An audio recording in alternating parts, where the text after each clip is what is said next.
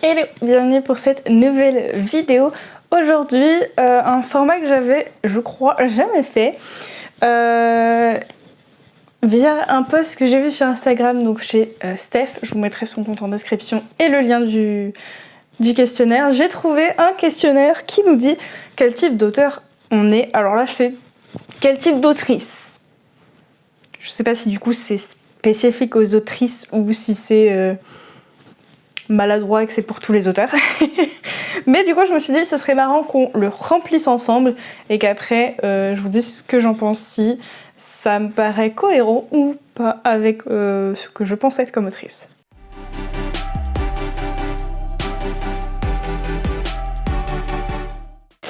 Alors, quand il s'agit de planifier une nouvelle histoire, je fais chauffer le clavier pour rédiger une structure détaillée de chaque chapitre. Te prends à rêver, encore une fois, tu vas te laisser porter par l'inspiration. Ne pense qu'à tes personnages, tu les vois partout et ils te pressent de te mettre au travail. Esquisse un plan, même si tu sais qu'il explosera en plein vol, comme d'habitude.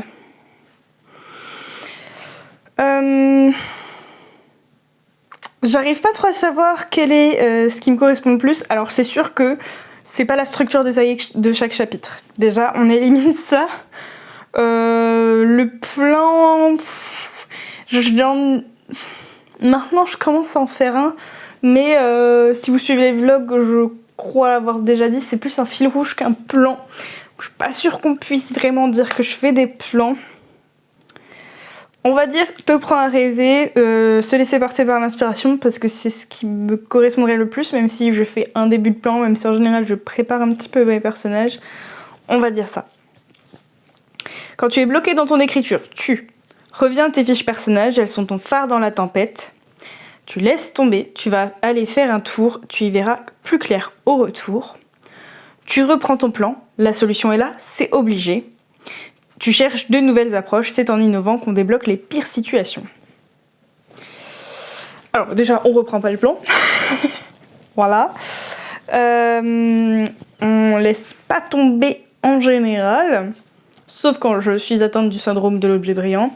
Ça peut m'arriver, mais c'est pas à chaque fois, disons. Et en fait, je crois que j'ai rarement été bloquée de chez bloquée. Au point où je sais plus quoi faire. Mais je dirais, parce que en ce moment, dans ma méthode de travailler, c'est ce qui revient quand j'ai des petits doutes ou quoi. Et même c'est ce que je crois que je vous ai déjà conseillé dans une ancienne vidéo conseil. Parce que, alors, je vais choisir, je reviens à mes fiches personnages, mais plus précisément, je dirais, je reviens à mon mood board. Vraiment, si je fais mon mood board, c'est pour pouvoir me plonger dans l'ambiance. Et j'ai remarqué que depuis que je faisais des mood boards, j'arrivais déjà un peu mieux à avancer. Et ouais, je dirais du coup que je reviens à ça. Je pense que les fiches personnages, ça s'en rapproche. Quand il s'agit de décrire un personnage, tu te contentes de quelques caractéristiques, tu improviseras ensuite. Tu explores à fond chaque émotion, chaque motivation de chaque personnage, tu ne peux pas t'en empêcher. Tu commences par élaborer une fiche détaillée selon un modèle préétabli avec de jolies couleurs et plein de flèches. Tu ne te tracasses pas, cela viendra bien au fil de l'histoire.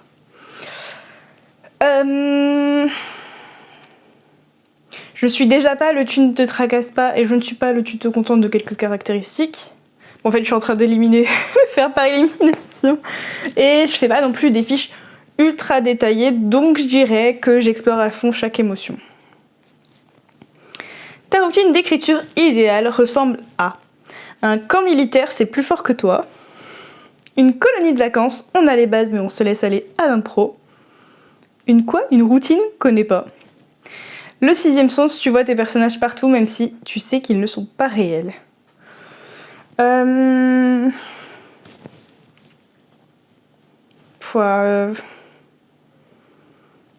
dirais pas le sixième sens et je suis quand même pro-routine, donc je dirais pas le une routine. Mais après, est-ce que je suis team camp militaire ou team colonie d'écriture ? J'aime bien avoir une routine perso, j'aime bien, voilà. Je peux pas avec mon travail actuel et avec l'auto-entreprise me dire à telle heure j'écris et je fais tant de mots.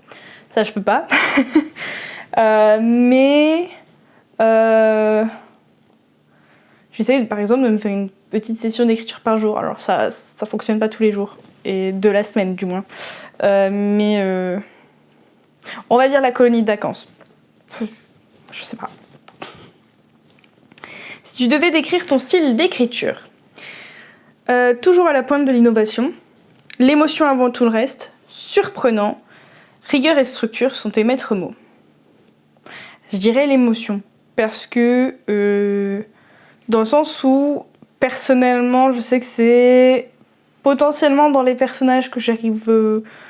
Enfin c'est les personnages peut-être que j'arrive le mieux à gérer, je pense, quand j'écris une histoire, que j'arrive à rendre attachant et tout.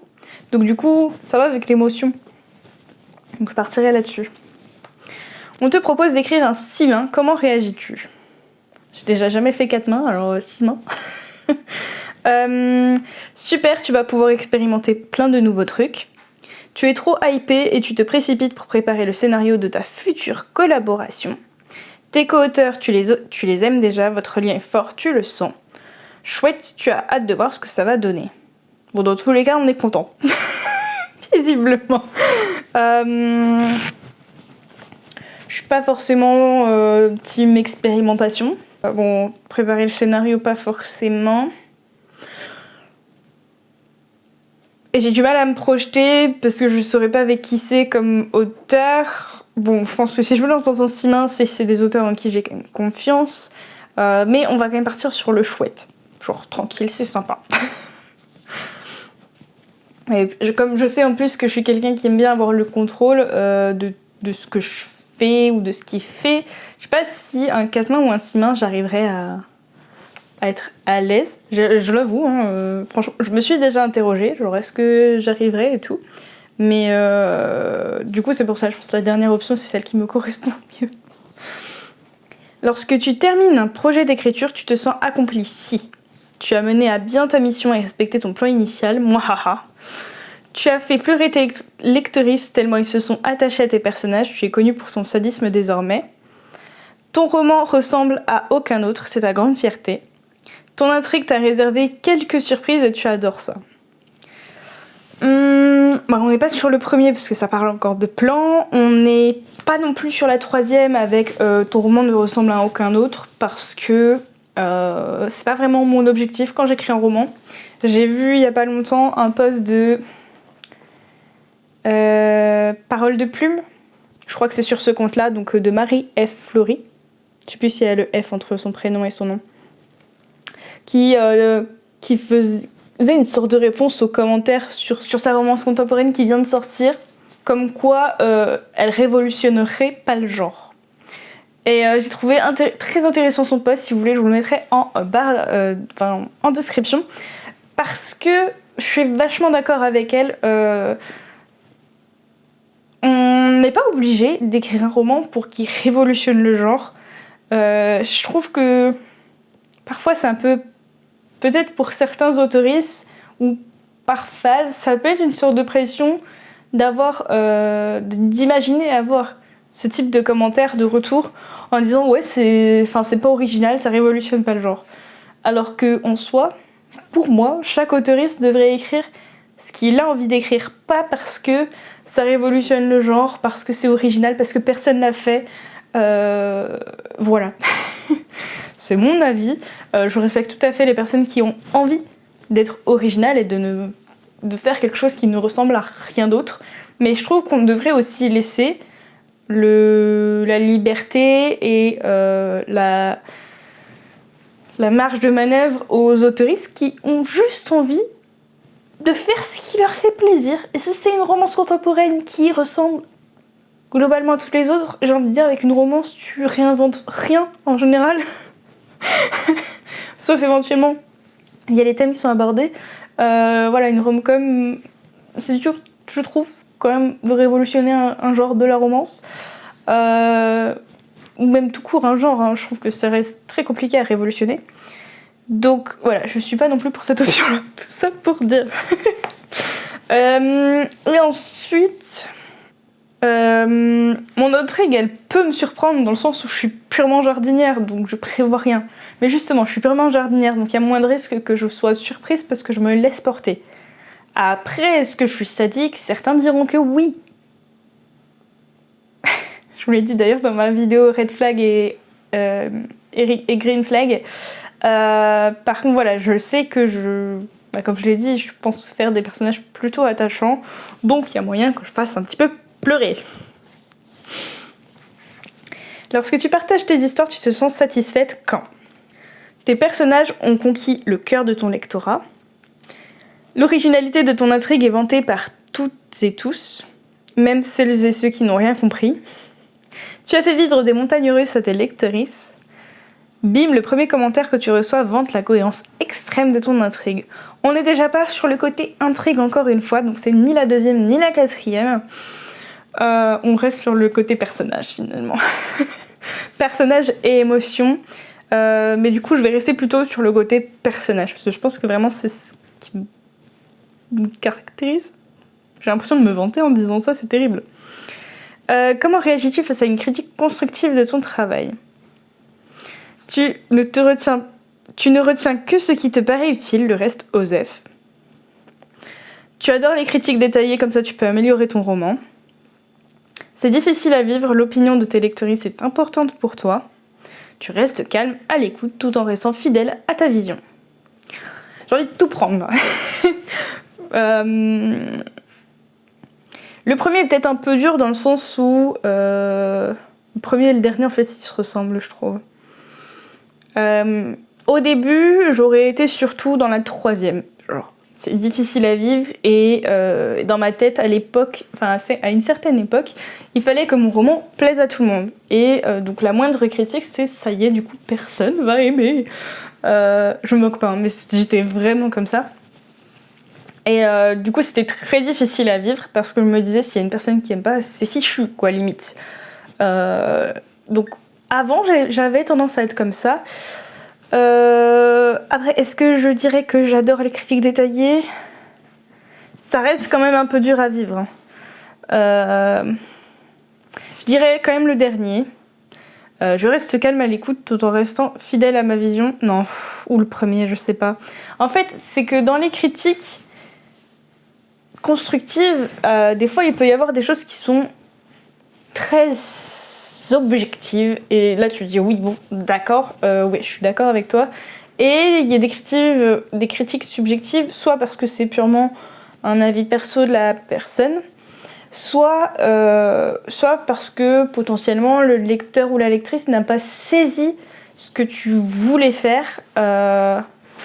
Ça n'empêche pas qu'il faut pas modifier si le lecteur n'a pas compris.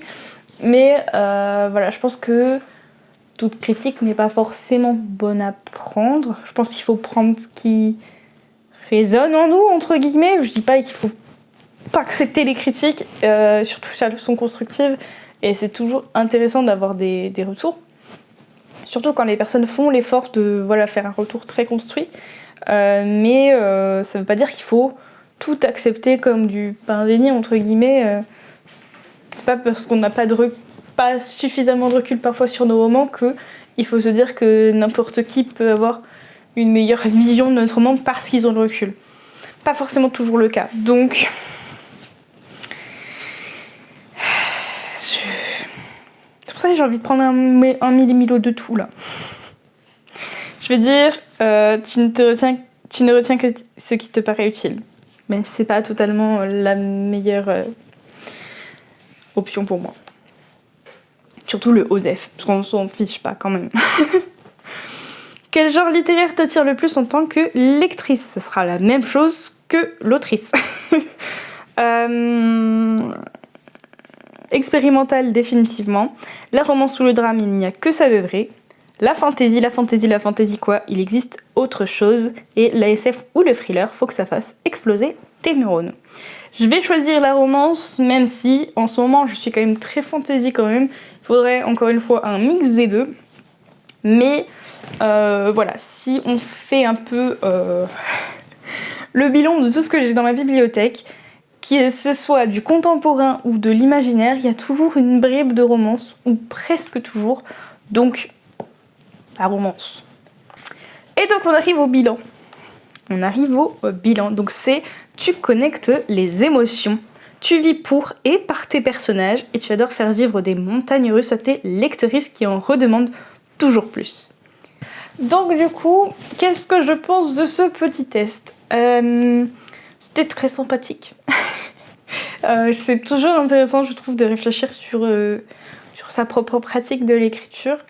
Après, voilà, sur certaines questions, j'ai trouvé que certaines réponses se répétaient un peu et s'équivalaient entre elles. Vous avez vu, parfois je ne savais pas quoi répondre parce que j'aurais bien répondu plusieurs choses, etc. Donc, il y a mieux comme quiz. Il y a peut-être mieux fait, mais c'était quand même très sympa et je pense que ça me correspond pas trop mal. Ça me paraît plutôt cohérent avec ce que je ressens. Avec ce que je pense réussir à faire. Donc, et plus précisément, même je dirais ça correspond à ce que j'aime dans l'écriture. J'aime beaucoup faire passer des émotions et finalement, je pense que si j'ai commencé par de la romance contemporaine et tout simplement que mon genre de prédilection reste la romance, c'est parce que j'aime beaucoup tout ce qui est émotion, travailler les émotions, la psychologie des personnages, leur manière de penser, leur histoire derrière tout ça, qu'est-ce qui les mène à faire ci, qu'est-ce qui les mène à faire ça. Donc je pense que ça reste quand même très cohérent avec l'autrice que je suis. Je pense qu'il n'y a pas trop de doute à avoir là-dessus. Après, je sais pas quels autres types d'auteuristes il y a dans ce quiz. Si vous faites ce quiz, n'hésitez pas à mettre quel est votre profil en commentaire, parce que du coup je suis hyper curieuse de voir les autres profils. J'imagine qu'il doit y avoir le profil architecte, j'allais le dire en anglais, je sais pas pourquoi, parce qu'il y a certaines questions quand même qui étaient très focus sur l'intrigue, ou parfois il y avait plusieurs réponses à propos de l'intrigue, donc ça ne me surprendrait pas qu'il y ait le type architecte dans les profils. Après, voilà, je sais pas quel autre type d'auteur ce quiz donne. J'avoue que je suis très curieuse là-dessus, mais mon résultat ne me surprend pas du tout. Voilà du coup pour cette petite vidéo, j'avoue que c'était très sympa. Si jamais c'est un format qui vous plaît, je pourrais essayer de retrouver d'autres petits quiz comme ça, que ce soit écriture ou lecture, je pense que ça peut être drôle. Ça peut être très marrant. Donc voilà, n'hésitez pas à me dire si ça vous a plu et si vous faites le quiz, dites-nous votre résultat. Voilà, c'est tout pour cette vidéo. On se retrouve très bientôt pour une prochaine vidéo. Je vous fais des bisous et je vous souhaite de très bonnes sessions d'écriture. Ciao!